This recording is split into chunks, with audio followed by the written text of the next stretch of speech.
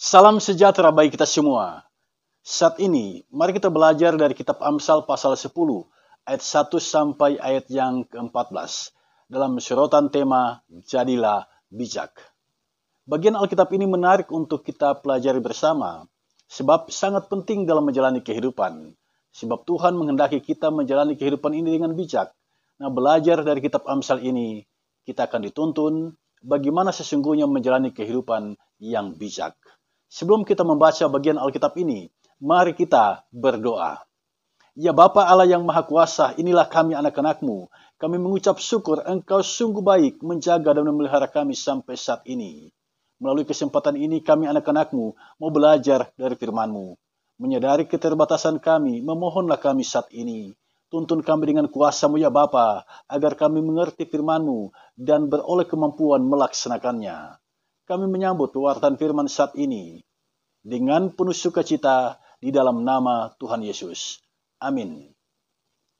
Saudara sekalian, mari kita persiapkan bacaan kita. Amsal pasal 10 ayat 1 sampai ayat yang ke-14. Saya akan bacakan bagi kita semua. Kumpulan Amsal-Amsal Salomo. Amsal-Amsal Salomo.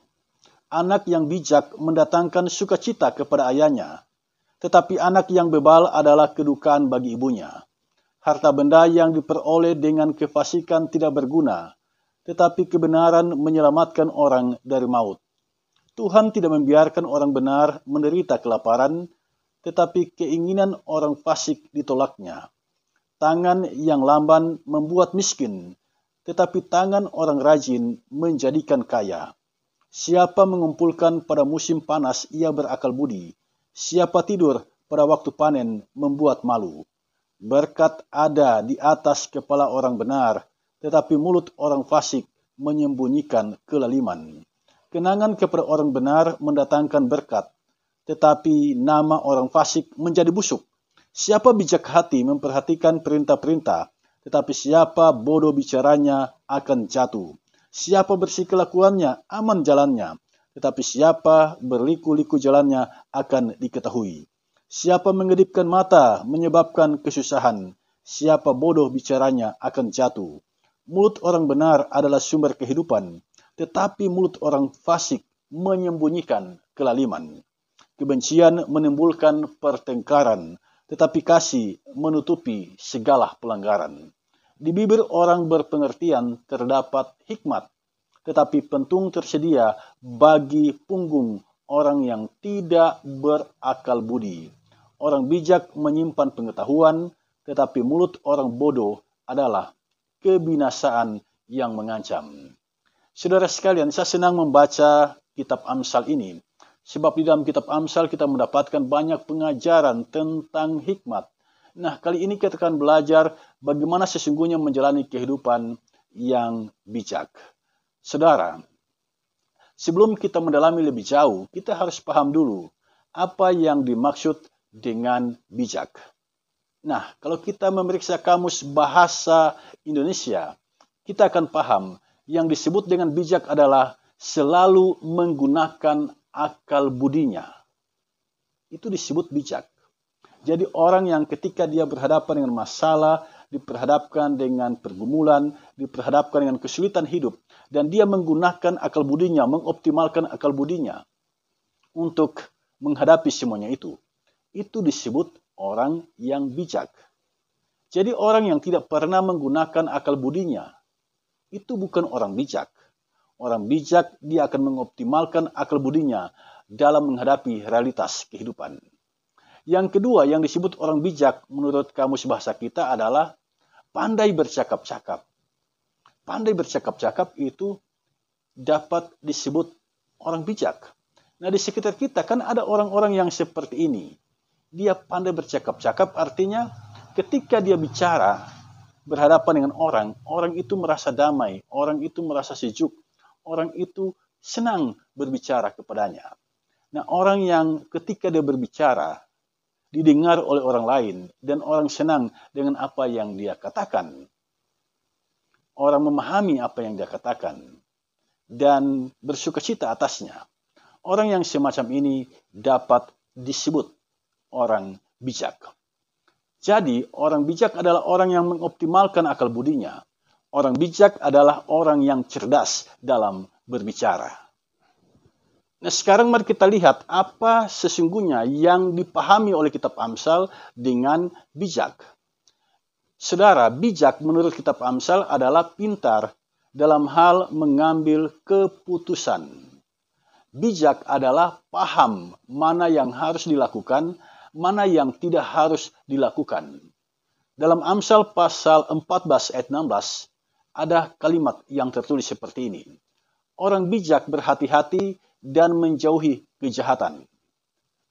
Tetapi, tidak seperti orang bebal yang melampiaskan hawa nafsunya dan tetap merasa nyaman. Dari sini jelas, orang bijak adalah orang yang dituntun oleh akal budinya. Sedangkan orang bebal adalah orang yang dikuasai oleh hawa nafsunya. Dia mengikuti hawa nafsunya. Nah, dalam kitab Amsal pasal 1 ayat 4 sampai ayat yang kelima, kita mengerti bahwa bijak itu sesungguhnya adalah anugerah Tuhan, pemberian dari Tuhan kepada manusia. Jika kita melihat Amsal pasal 3 ayat 35, orang bijak itu dia akan mendapatkan kehormatan.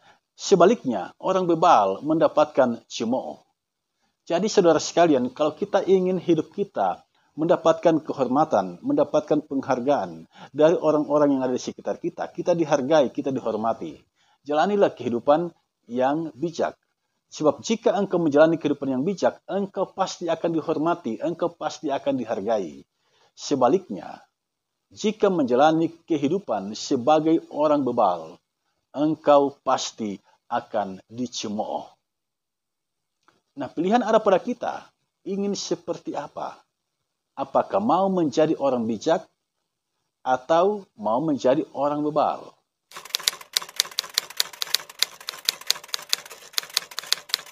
Nah, saudara sekalian, sekarang mari kita dalami lebih dalam lagi. Mengapa kitab Amsal mengajarkan tentang hidup bijak? Kita tahu bersama Alkitab Perjanjian Lama dalam bahasa Ibrani atau bahasanya orang Israel itu terbagi dalam tiga bagian besar. Yang pertama hukum Taurat, yang kedua kitab para nabi, dan yang ketiga tulisan-tulisan. Nah, kitab Amsal itu masuk dalam kelompok tulisan-tulisan. Nah, kitab Amsal tergolong dalam salah satu kitab hikmat. Mengapa dia disebut kitab hikmat? Karena di dalam kitab Amsal kita akan mendapatkan pengajaran dari orang-orang berhikmat. Nah, kata Amsal itu dari bahasa Israel atau bahasa Ibrani, mashal. Artinya ucapan orang bijak. Jadi kitab Amsal adalah kitab hikmat para bijak yang terilhamkan. Kitab ini terdiri dari 31 pasal dan 915 ayat. Nah, jadi mengapa kitab ini mengajarkan tentang hidup bijak? Karena kitab ini adalah kitab hikmat dan di dalamnya ada banyak nasihat-nasihat bijak dari orang-orang yang berhikmat. Salah satunya Salomo.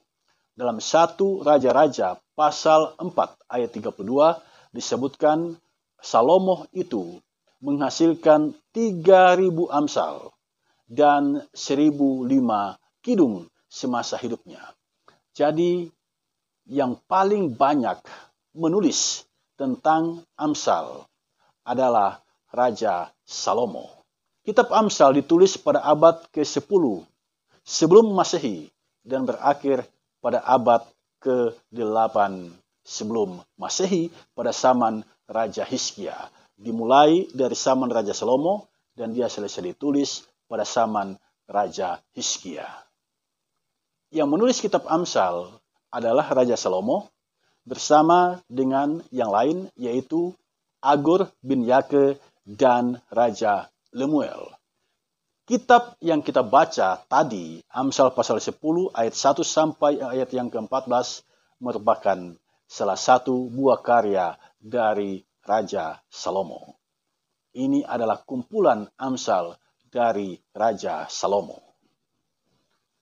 Nah, saudara sekalian, bagaimana menjalani kehidupan yang bijak menurut kitab Amsal pasal 10 ayat 1 sampai ayat yang ke-14.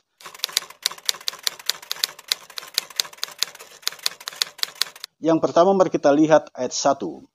Di dalam ayat 1 digambarkan dengan jelas di sini bahwa anak yang bijak itu mendatangkan sukacita kepada ayahnya.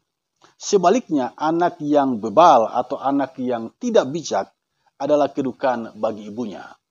Jadi satu keluarga akan bersuka cita jika mendapatkan anak yang bijak. Sebaliknya, jika di dalam keluarga itu anak-anak yang ada di sana adalah anak-anak yang bebal, bukan anak yang bijak, itu melahirkan kedukaan bagi ibunya. Dari sini kita mengerti hidup bijak yang dianjurkan oleh kitab Amsal di sini dalam ayat 1 adalah didiklah anakmu menjalani kehidupan yang bijak. Nah, mendidik anak ini tidak mudah, saudara sekalian. Mendidik anak untuk dituntun oleh akal budinya. Mendidik anak untuk paham mana yang harus dilakukan, mana yang tidak. Itu bukan hal yang mudah. Ini butuh waktu yang panjang. Sebagai orang tua kita harus sadar tentang hal ini. Sehingga kita meluangkan waktu untuk mendidik anak-anak kita. Sebab anak yang bijak diberikan jaminan oleh Tuhan di sini, dia pasti akan mendatangkan sukacita. Yang kedua, dalam hal menjalani kehidupan yang bijak, perhatikan ayat 2. Harta benda yang diperoleh dengan kefasikan tidak berguna. Jadi Tuhan menghendaki kita dalam hal mencari harta, tempuhlah jalan yang benar. Jangan menempuh jalan orang fasik, menghalalkan segala cara demi mendapatkan harta benda. Ini bukan cara yang dikehendaki oleh Tuhan. Tuhan menghendaki kita dalam hal mendapatkan harta kekayaan. Tempuhlah jalan yang benar. Jangan tempuh jalan yang salah, seperti korupsi misalnya. Ini jalan yang salah. Mencuri misalnya, merampok misalnya. Ini bukan jalan yang benar. Jalan yang benar yang dikehendaki oleh Tuhan adalah bekerja keras, menabung, berhemat, dan lain sebagainya. Yang ketiga, perhatikan ayat 3, Tuhan tidak membiarkan orang benar menderita kelaparan, tetapi keinginan orang fasik ditolaknya. Saudara, kalau Anda punya keinginan, dan keinginan itu ditolak oleh Tuhan, padahal menurut Anda itu adalah sesuatu yang terbaik. Anda telah merancang itu jauh sebelumnya, dan Anda memperjuangkan itu yang terbaik. Tetapi ketika Anda berdoa kepada Tuhan, doamu tidak dijawab oleh Tuhan. Keinginanmu tidak dipenuhi oleh Tuhan. Nah, ketika engkau mengalami hal yang seperti ini, apakah engkau akan menyalahkan Tuhan? Saudara, ayat 3 menegaskan kepada kita bahwa Tuhan tidak mendengar. Ya, Tuhan tidak akan mengabulkan. Tuhan akan menolak keinginan orang fasik. Jadi, yang Tuhan kehendaki dari kita, jika kita menghendaki keinginan kita, keinginan tentang masa depan kita, itu dipenuhi oleh Tuhan. Jalanilah kehidupan yang benar. Yang keempat, perhatikan ayat 4 sampai ayat yang kelima. Tangan yang lamban membuat miskin, tetapi tangan orang rajin menjadikan kaya. Siapa mengumpulkan pada musim panas, ia berakal budi. Siapa tidur pada waktu panen, membuat malu. Hidup bijak yang disebutkan di sini adalah menjalani kehidupan yang rajin, tidak malas. Jadi mengerjakan pekerjaan dengan tekun, dengan rajin, tidak malas. Jadi intinya adalah jangan malas. Jadilah pribadi yang rajin bekerja. Itu yang dikehendaki Tuhan bagi kita. Yang kelima, perhatikan ayat 6 sampai ayat yang ke-7. Berkat ada di atas kepala orang benar. Selagi dia hidup, berkat itu dicurahkan baginya. Bahkan ketika orang benar ini mati, kenangan terhadap orang benar ini mendatangkan berkat. Ada banyak orang-orang benar yang telah mati, tetapi ketika orang yang masih hidup mengenang mereka, mereka diberkati. Mengapa? Karena gaya hidupnya menjadi teladan bagi kita. Karena buah-buah pikirannya menjadi sesuatu yang bermanfaat bagi kita. Itulah manfaat menjalani kehidupan sebagai orang benar. Jika saudara menempuh kehidupan yang benar, selagi hidup engkau diberkati oleh Tuhan, dan Di saat engkau mati, engkau menjadi berkat bagi orang yang mengenangmu. Ini sesuatu yang luar biasa, saudara sekalian. Menjadi tantangan bagi kita menjalani kehidupan yang benar di hadapan Tuhan. Karena ternyata kehidupan yang benar di hadapan Tuhan, hidup kita diberkati. Dan ketika kita meninggal dunia, kenangan atas kita itu menjadi berkat bagi orang-orang yang masih hidup. Saudara, yang keenam sekarang mari kita lihat ayat 8 sampai ayat yang ke-11. Ini menarik, saudara sekalian. Di sini disebutkan tentang perkataan kita bahwa orang bodoh bicaranya akan jatuh. Itu diulang 2 kali, saudara sekalian, di ayat yang ke-8 dan di ayat yang ke-10. Di ayat yang ke-8 dan di ayat yang ke-10 disebutkan bahwa orang yang bodoh bicaranya, dia akan jatuh. Nah, mengapa sampai dia bodoh bicara? Karena dia bukan orang bijak. Orang yang bijak disebutkan dalam ayat yang ke-8, dia memperhatikan perintah-perintah. Nah, kalau orang tidak memperhatikan perintah lalu dia bicara, dia pasti akan jatuh. Kemudian dalam ayat yang ke-9, orang bijak itu bersih kelakuannya. Nah, kalau orang tidak bersih kelakuannya, berliku-liku jalannya, dia pasti akan jatuh karena pasti akan diketahui. Kemudian ayat 10, siapa mengedipkan mata menyebabkan kesusahan, siapa bodoh bicaranya akan jatuh. Mengapa dia jatuh? Karena tidak menempuh jalan orang bijak. Dia mengedipkan mata. Mengedipkan mata itu artinya dia bermain mata dengan orang lain. Nah, dia tidak jujur di dalam melaksanakan pekerjaannya. Nah, orang yang tidak jujur dalam hal bekerja, ketika dia bicara, dia pasti akan jatuh. Karena ketidakjujurannya itu membuat dia tidak dipercayai. Kemudian dalam ayat yang ke-11, mulut orang benar adalah sumber kehidupan. Tetapi mulut orang fasik menyembunyikan kelaliman. Jadi kalau kita berkata benar, itu adalah kehidupan bagi kita. Sumber kehidupan bagi kita. Sebaliknya, orang fasik tidak demikian. Orang fasik disebutkan di sini menyembunyikan kelaliman.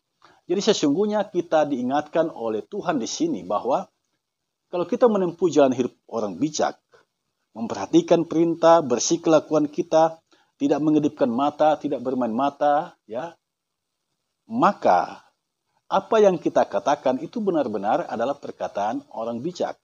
Perkataan yang bijak, perkataan yang membuat kita disenangi oleh banyak orang dan itu mengantar kita ke masa depan yang baik. Yang ketujuh, ayat 12. Kebencian menimbulkan pertengkaran tetapi kasih menutupi segala pelanggaran. Di sini Tuhan meminta kita agar dapat mengendalikan kebencian dan mengubahnya menjadi kasih. Di dalam kasih banyak pelanggaran yang ditutupi. Artinya kalau kita menjalani kehidupan dalam kasih, maka sekalipun kita melakukan kesalahan ataupun kekilafan atau pelanggaran, orang-orang di sekitar kita memaafkan kita karena mereka tahu kita adalah orang baik, karena mereka tahu kita mengasihi orang-orang di sekitar kita.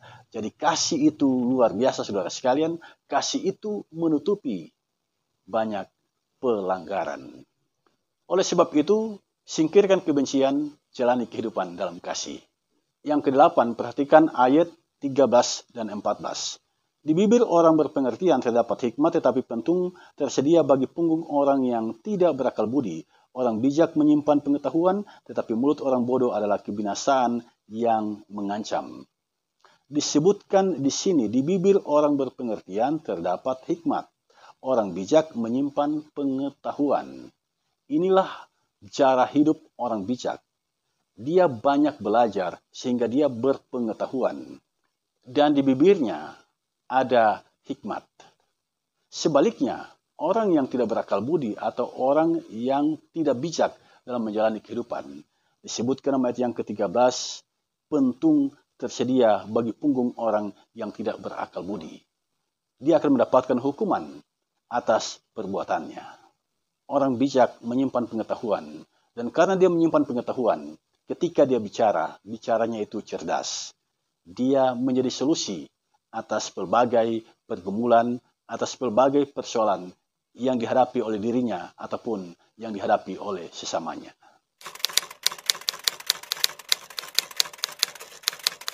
Jemaat yang dikasihi Tuhan, setelah kita mendengar ulasan kebenaran firman Tuhan dari kitab Amsal ini, apa maknanya bagi kita?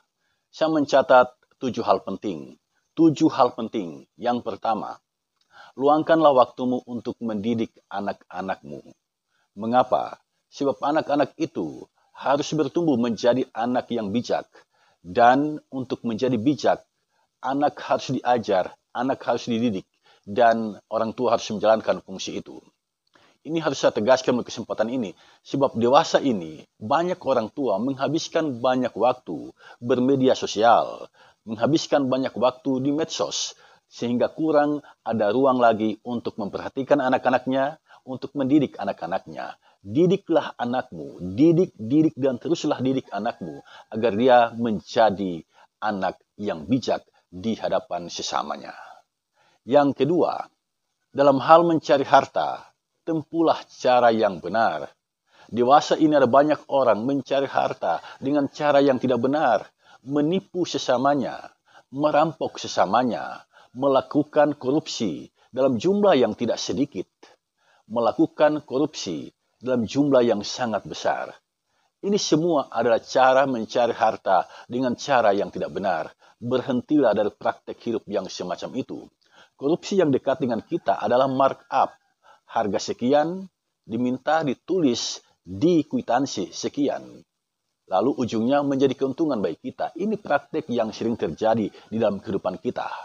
Bertobatlah dari cara hidup yang seperti ini. Ini cara mencari harta yang tidak dikehendaki oleh Tuhan. Yang ketiga, sehebat apapun engkau berdoa, sesering apapun engkau berdoa, doamu tidak akan didengar oleh Tuhan jika engkau menjalani kehidupan di dalam kefasikan. Karena itu mari kita berbenah diri. Jangan biarkan diri kita berjalan di dalam kefasikan. Tetapi tempuhlah hidup orang benar, tempuhlah hidup orang bijak.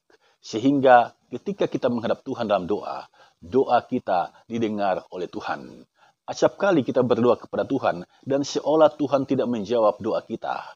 Sesungguhnya saudara sekalian, Tuhan bukan tidak mendengar doa kita, tetapi segeralah evaluasi diri kita.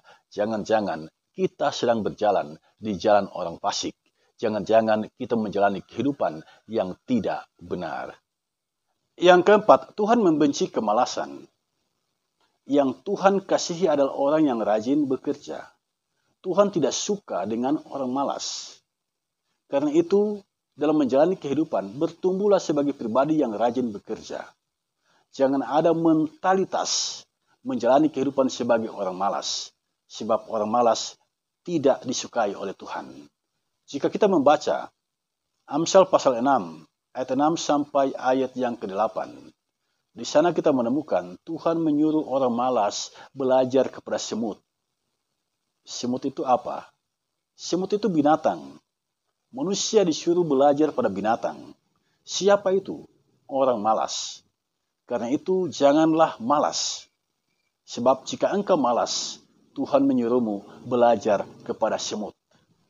Yang kelima, hidup yang diberkati adalah hidup orang benar. Jika kita menjalani kehidupan, memperjuangkan kebenaran, maka kehidupan kita menjadi berkat bagi banyak orang.